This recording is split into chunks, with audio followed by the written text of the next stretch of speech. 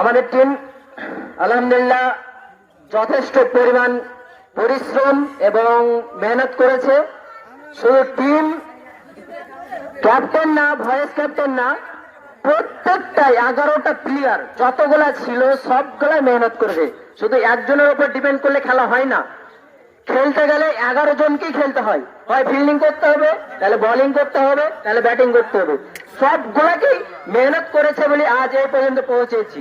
শুধু আমরা নয়, চারটা টিম ছিল, যথেষ্ট পরিমাণ সবাই সুন্দর খেলেছে।